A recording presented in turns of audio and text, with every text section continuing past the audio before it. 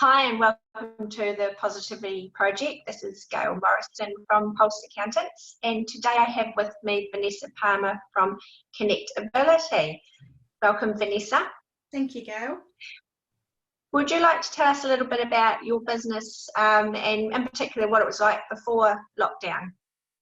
Yeah, so I'm a speech language therapist, and I've been, I set up a private practice about 5 years ago, and about 3 weeks before lockdown, I launched a new business, Connectability. It was a big rebrand and introducing some new services and just looking at kind of just streamlining things a bit. So yeah, I've had a busy few months working on rebranding my services. So Connectability provides support for people with developmental disabilities. So we work with people from all ages and all sorts of backgrounds, and supporting them with communication, and do some work with eating and drinking as well. So we've got a very small team, but yeah, that's us really. So yeah, kind of was at the point before lockdown of having lots of big ideas and lots of plans and things that we were raring to get into, and then that's kind of where we've got to. Yeah, it's a pretty random situation to be in, isn't it? I mean, I know, you do your rebranding and you do your launch and you're all ready to go, and no one could have seen, what's happened to the business community at the moment. So it's a shame we didn't come with a crystal ball when we make our business decisions. Absolutely. Yeah.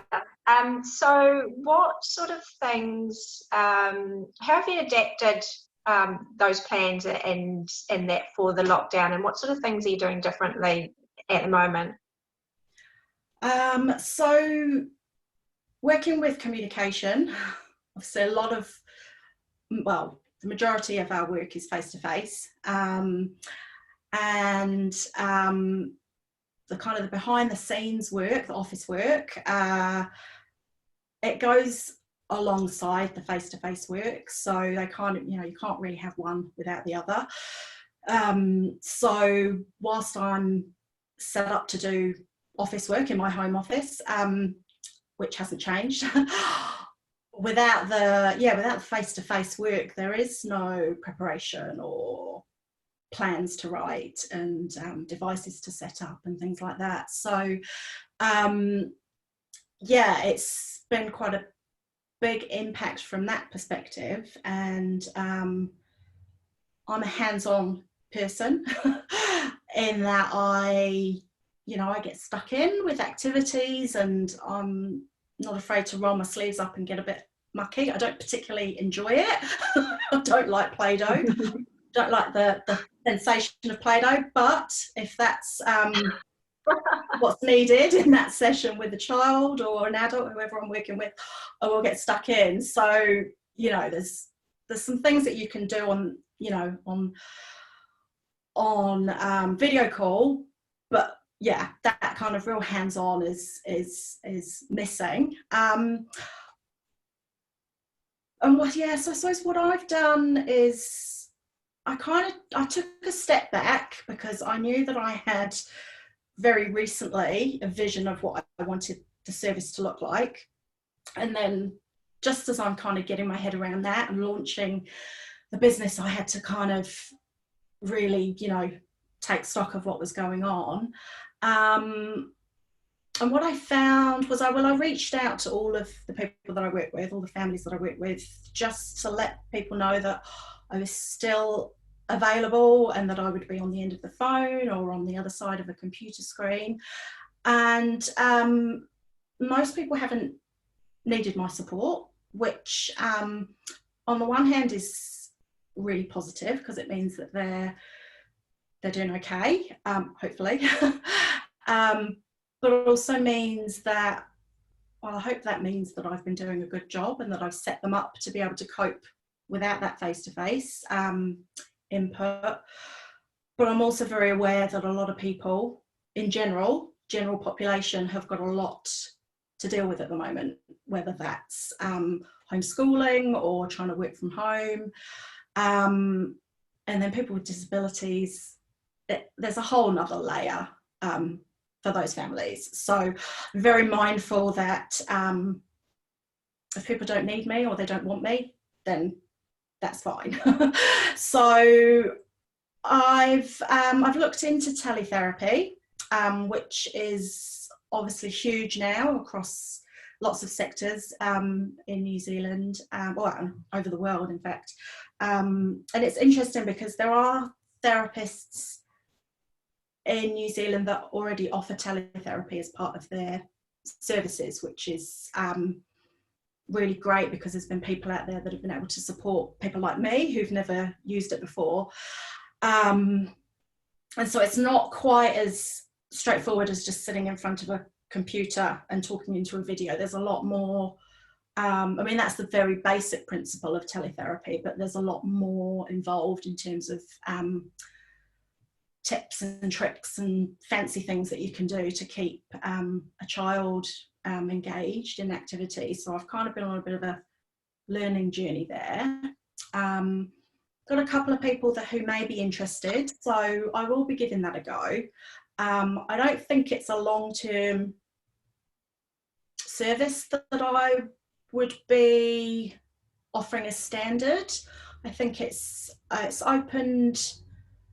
opens up some opportunities, I think, for say travel, because when I've been particularly busy in the past, I've turned away work in, say, Central Hawke's Bay, for example, because I haven't had the time.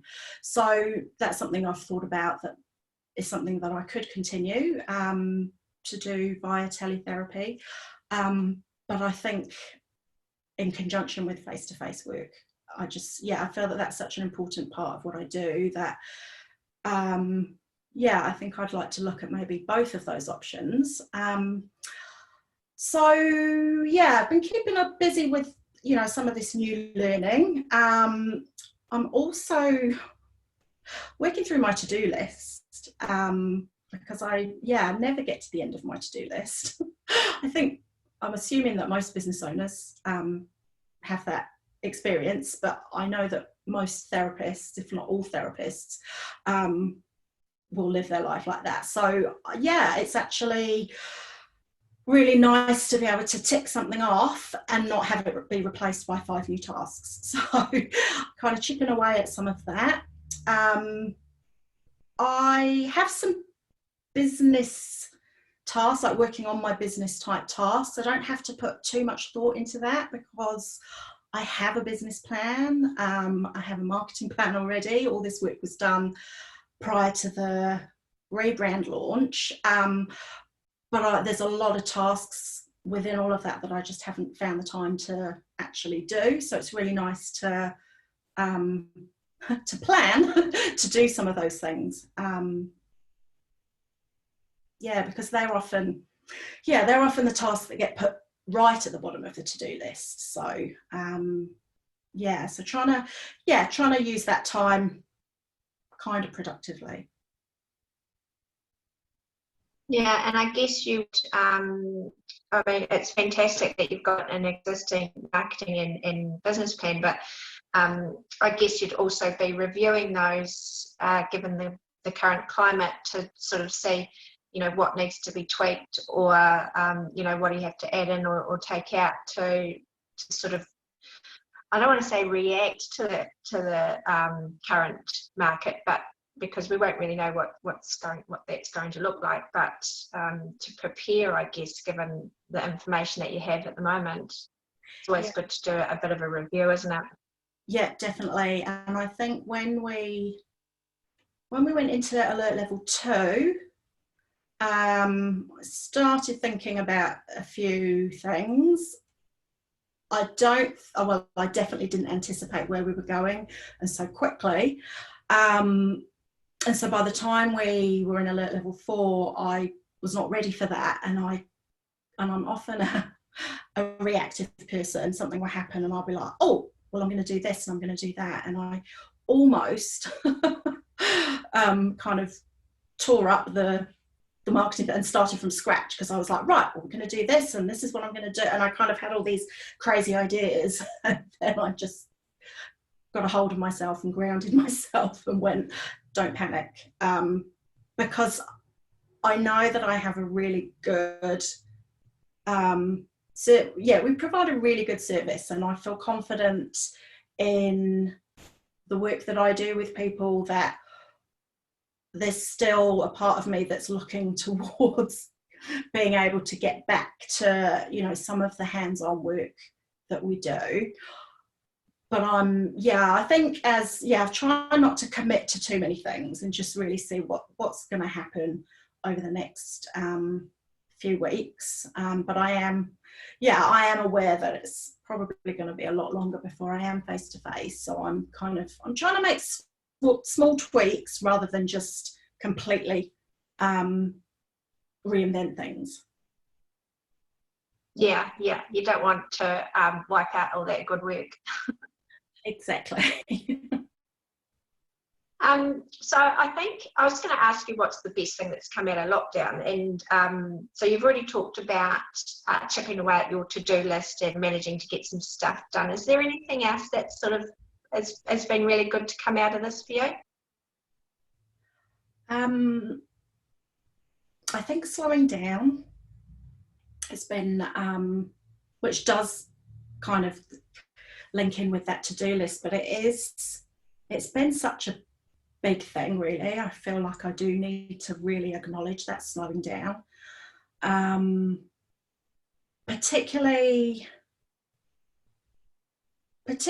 going through this rebrand so recently.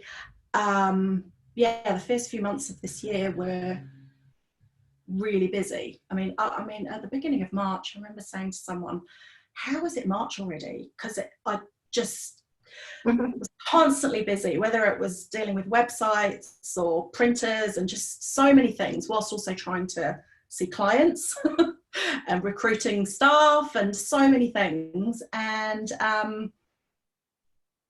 was just in this space where I was consistently 10 minutes late for everything. And that's not how I like to operate. But I was just rushing and just not enjoying that and feeling like I wasn't giving my best. And some of my time frame, like I have quite high standards when it comes to time frames, and I felt that my time frames were getting a bit sloppy. And and I guess that's reflected then in the pace of just trying to get through stuff to try and be efficient. And then that's all stopped just like that. So and it's been really good, because I've just I'm not late for anything at the moment. I'm on time. I'm not constantly thinking, where have I got to be? Have I got all those toys ready? Have I got this, that, and the other? Have I got petrol in the car? It's actually been really nice just to slow down. Yeah, it is. It's awesome. It's like you're living a whole different lifestyle all of a sudden. Yeah, I actually had a phone. I was on the phone earlier, and then I had another call come through whilst I was was about to start wrapping up the conversation. And I mean, it was someone that I knew, it wasn't a client. And I said, I'm just gonna I'll call you back later, I'm just going to take this call. And then I kind of went, why did I rush to take that phone call? Because actually I didn't need to, because whereas that is often, what life is like. Just habits. Yeah.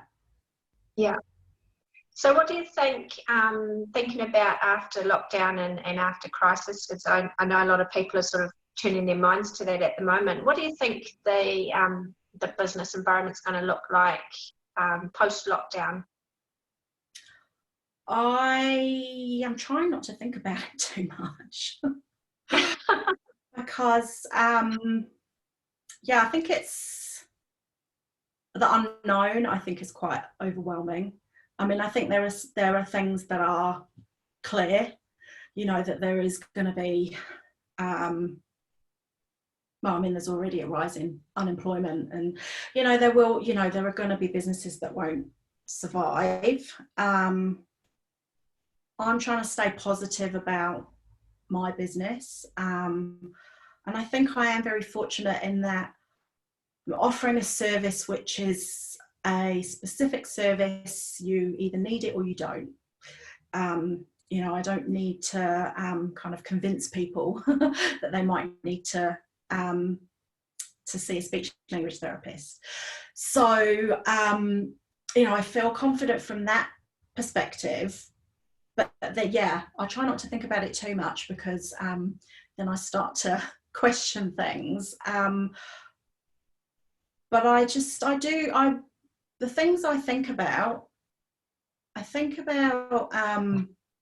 yeah, I think about people losing their jobs and people having to lose their businesses, and it's sad. I think it's really sad. And I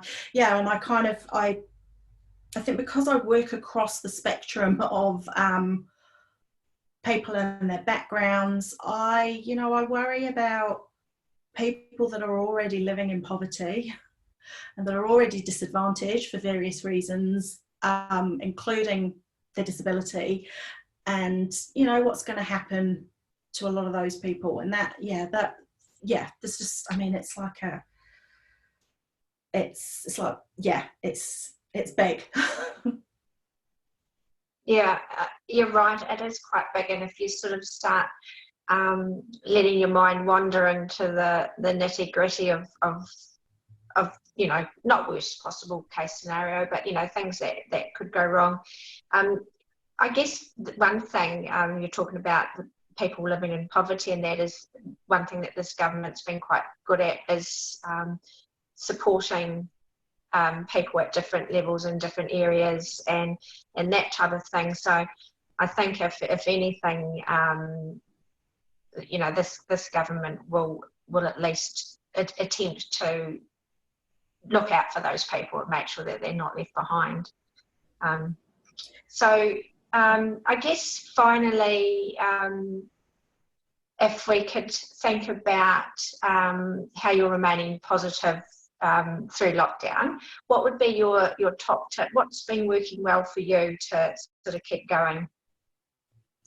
I've been really trying to focus on keeping things real and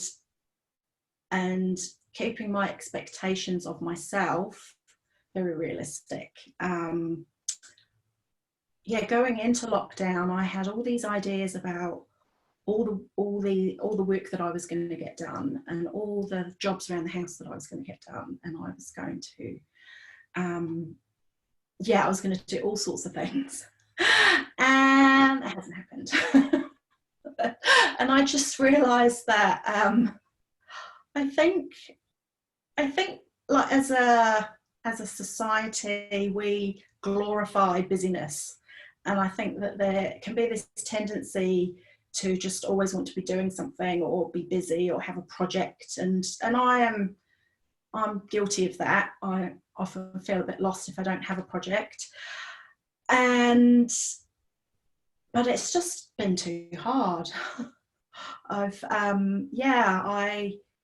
had all these ideas, and then when I've come to go, right, so you're going to do that, I found it quite hard. So what I've tended to focus on each day is, right, what's realistic for me today? And some days, like yesterday, I had the best day in the office. I did a 9 to 4-ish day, which is a short day, a short working day for me typically, but that was like the most productive and the most time I'd spent in the office since we went into level 4. So that was great, and got so much done. Today my laptop's kind of been partly in the office, partly in the house, and everything in between, and haven't done as much work, and that's okay. And I'm trying to just be okay with that, and yeah, and if I need a day in my pajamas and not open the laptop, then that's what I am doing, and I'm kind of just going with it and not be try not to be too hard on myself. Yeah, I think that's really good advice. You know, a lot of people just have so much expectations on themselves to get things done, and all the projects and whatnot. But yeah, it's so much nicer just to go, right, today is a jammy day, Yeah. and put it on my out of office, and that's that. You know, where's the chocolate kind of thing. Yeah. And I know that and I say that, I say all of that, I guess from a place of a bit of privilege, I guess, in that I can make those choices. And just going back to actually what you were saying about the government, for me, I'm very grateful for the support that my business has benefited from that, and that's been able to, you know, take a lot of pressure off of me. And I don't have children, so I'm not having to homeschool. And you know, so I am in that fortunate position that I do get to, you know, make that choice. And and I realize that that's not realistic for everyone, because obviously, you know, everyone has different commitments and responsibilities at the moment. But I'm kind of going, well, if I can, I'm just going to make the most of it, because it's not often that I can just really just put myself first. Yeah. Makes a nice difference, eh? Yeah. Yeah. All right. Well, Vanessa, thanks for sharing your thoughts with us today. We are in some really strange times, and it's good to know that other people are sort of going through the same sort of thing, and you know, so we're feeling a little bit more connected. So thank you for your time. Thank you, Gail. You're welcome. So just from us at Pulse Accountants, stay safe, stay positive, and stay home. Thank you.